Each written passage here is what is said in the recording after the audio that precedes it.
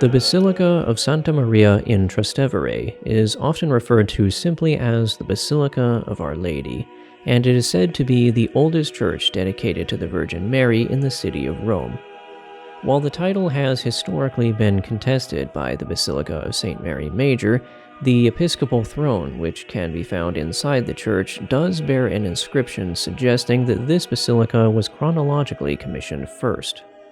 Established in the 3rd century by Pope Calixtus I, the church's exterior is notable for the massive golden mosaic on its main facade, as well as its Romanesque bell tower, which was added much later, sometime roughly in the 12th century.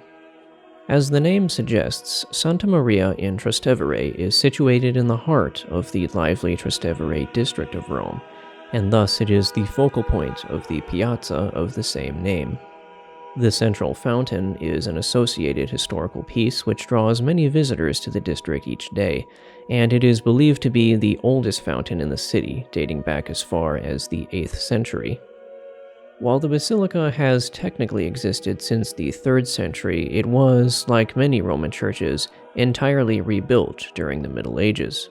It was during this process, and at the direction of Pope Innocent II, that the 22 granite columns were taken from the ancient baths of Caracalla and used to line the nave of the new church, resulting in the design that we see today.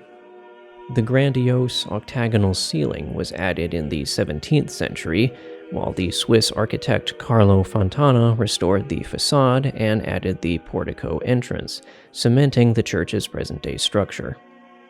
Connecting the granite columns to the golden ceiling are a series of massive paintings depicting a variety of early Christian saints, many of whom can be identified as martyrs owing to the symbolic palm branches carried in hand.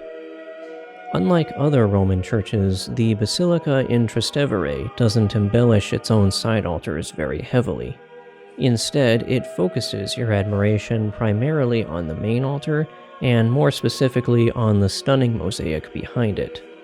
Strongly inspired by the Byzantine artwork from the East, this massive depiction of the Queenship of Mary is flanked by several smaller mosaics which illustrate various scenes from her life. Underneath all of this is the ancient episcopal throne mentioned earlier. Above the main altar, gazing down from the magnificent ceiling, is a rather unique representation of Our Lady with a pair of angels on either side. It's one of those designs that could easily be overlooked if you didn't think to look up while standing in this exact spot. A small side chapel to the left rounded off my journey through this church and provided a convenient space for some quiet reflection.